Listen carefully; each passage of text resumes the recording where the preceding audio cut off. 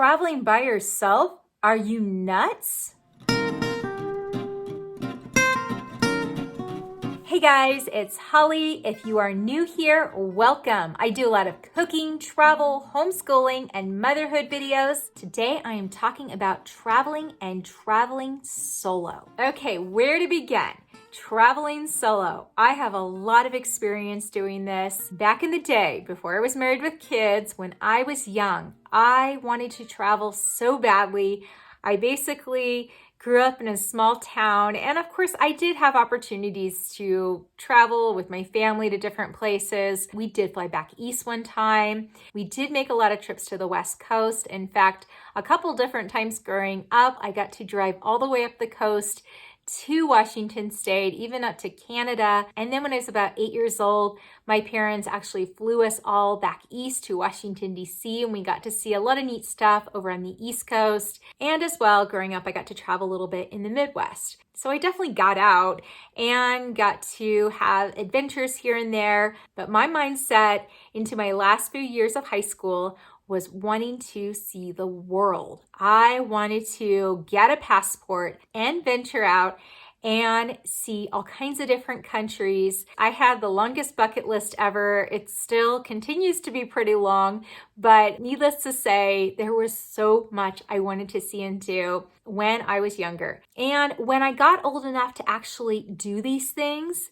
I wasn't going to wait around for somebody to come with me. I really would have loved to have had a travel companion. But when I was old enough to be on my own and everything, most of my friends were college age and no one ever had any money. And that was always the thing that kept people from doing anything, was never having money. And I'm not saying that, okay, why don't you just rack up everything on a credit card and go in debt? Definitely not. That's not what I'm saying. I understood that people couldn't go because they didn't have the money. Now, I found myself in the position of working as a live-in nanny for many years when I was in my late teens and early 20s. So I had a great opportunity to save up money so that way I could go and do all these trips. Here, I had the money to go to it, but I didn't have anyone to go with me, or at least anyone that was willing to spend money to go places.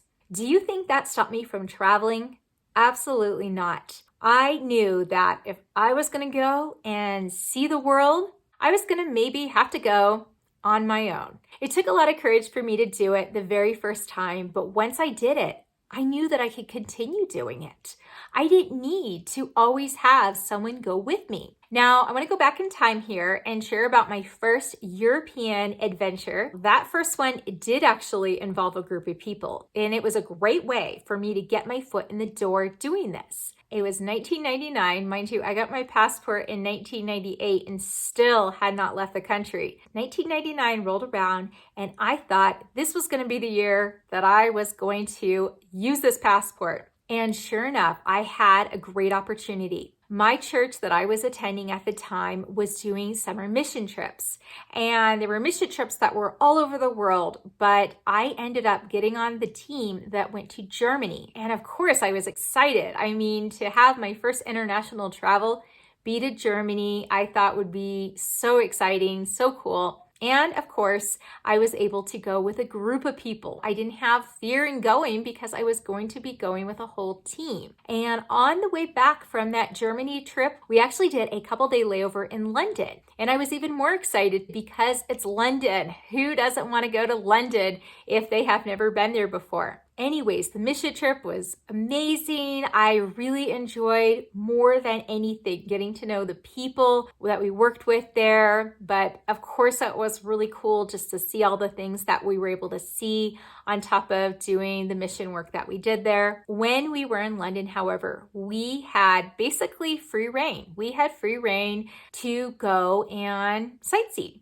to go and see things that we wanted to see in London. We were no longer on the whole mission trip having jobs to do each day. It was basically the end of the trip and we had a full day in London where we can go and visit whatever we wanted to visit. Well, I wanted to see everything. First thing I did when we got there was I got a map and I looked up where all the highlights were in London and tried to figure out how I could go see as much as possible while I was there. Well, I don't know what was up with the rest of my group, but they did not seem as eager to go and have an adventure, but I wasn't being tied down. I was an adult, and if no one else wanted to go and see a lot of cool stuff in London, then I just took off on my own. I mean, I had permission to take off. Don't think I rebelliously left the group or anything like that. No, we basically all were able to go do whatever we wanted to. I was hoping I'd have a friend to go with me to see these things, but no, it was just me because no one else was interested in having an adventure that day. And I gotta tell you, I had such a great time. It didn't bother me at all that I was doing it on my own. It was so fun to take my map and go off and see things. I ended up doing a boat ride down the Thames River. The funny thing is, later on, after just going and seeing all this stuff on my own, I ran into my group later. They were like, "Where have you been all day?" And I named all the places I went to. They were amazed at all the things that I managed to squeeze into one day. Did it bother me that I went off on my own and I didn't have a friend? Not at all. I had such a great time exploring on my own. I mean, yes, it would have been fun to make those memories with a friend, but I knew that I wouldn't have an opportunity, at least for a long time, to come back to London, and I wanted to make the most of my time there. And no one else was interested in really exploring and seeing all these places, so it was for sure worth it for me to go off and do it on my own. When that trip was over, in fact, it was the flight home, I was already thinking about my next trip, where I was going to go a year from then, and getting excited about a new country I was going to go visit. And I also understood that if I was going to make a trip happen, I was going to maybe have to go by myself. I knew that during that time in my life, most of my friends were in college age, and no one had any money.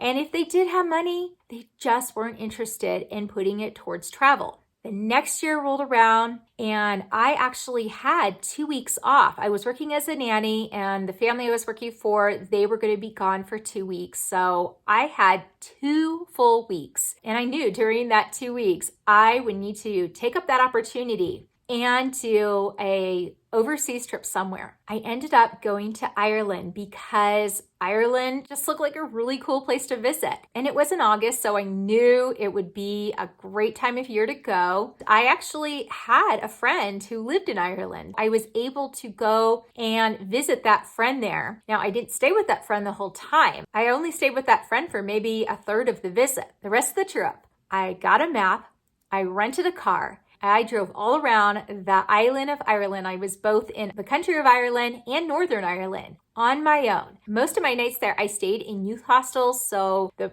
price was pretty decent. Plus, it was a lot of fun to meet all the other tourists and a lot of the locals, because when you stay in a lot of these hostels, they're a lot of times owned by some locals that live out in the country, and sometimes they are just very friendly with the tourists, and you really feel like you are immersing yourself into that country. I had a wonderful experience in Ireland traveling by myself. As well, it was fun to spend a couple days with the friend that I had that lived in Northern Ireland. And so in some ways, I didn't feel like I was there by myself. I spent a lot of time with other travelers, and I was able to spend time with someone I knew and their family. Did it stop there? No. I was always thinking about new places I wanted to go to. Now, Ireland was easy because it's an English-speaking country, so it was easy enough to get around. But I knew that if I went to countries where English was not the first language, I would have to plan it out a different way. I ended up doing a lot of traveling as well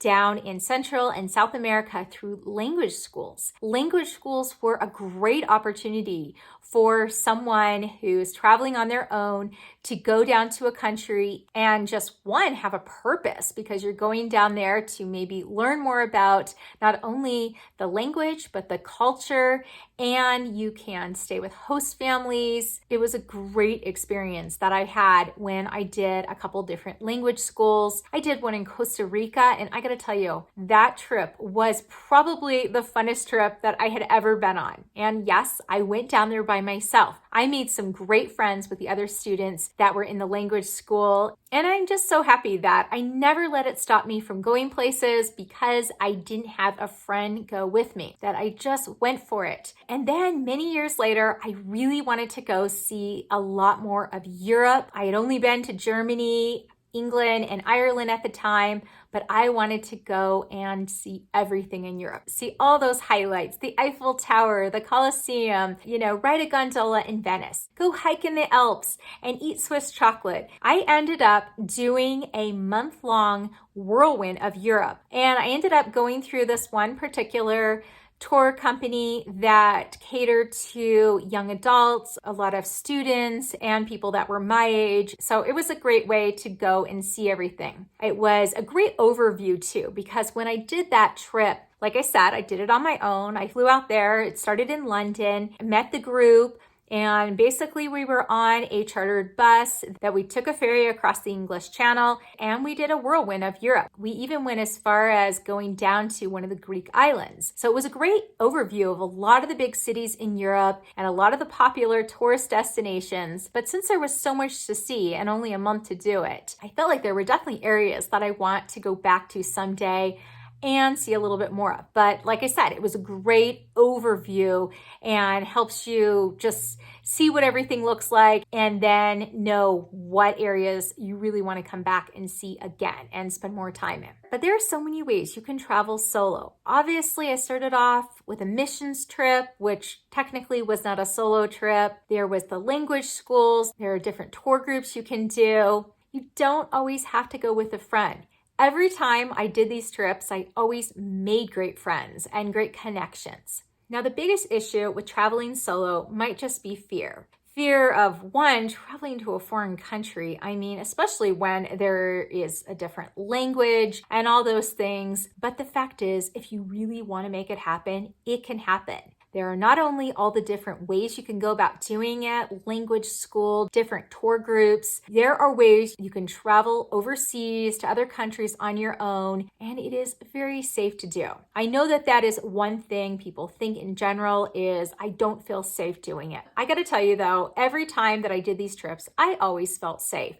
I felt safe because I went about it in a smart way. I planned it out, and I always made sure that there was some reason I was going out there. And like I said, there were always amazing opportunities that I had in the long run. I highly recommend that if you are like me, you are somebody that is just dying to go and travel, that you really need to just do it. Don't worry about a friend coming with you. You can always make friends wherever you go. I do recommend that if you are doing it for the first time, you do it through some sort of tour group, something where you have a bit of connection out there, or if you even have somebody you can visit out there. That is another great opportunity as well. As far as just hopping on a plane and going for it, that could be done too, but you just have to plan it out well. There are so many different things available out there for solo travelers, and all the different things we have access to these days. It is even easier now to do it than back when I did it. I am looking forward to more traveling in the future as well. And you know what? If my husband or kids don't want to come with me, I might just be solo traveling once again, because there's still a lot of things I want to see and I don't want to miss out on any opportunities. I am speaking to anyone in this video. I am speaking to young people or empty nesters, anyone that is itching to go travel and have adventures. Don't think you can't do it on your own. You can do it. I did it for many years, and I not only survived, but I had incredible adventures every time. I appreciate you watching today. If you enjoyed or got anything out of this, please hit the like button. Thank you for watching, and may you have a beautiful day.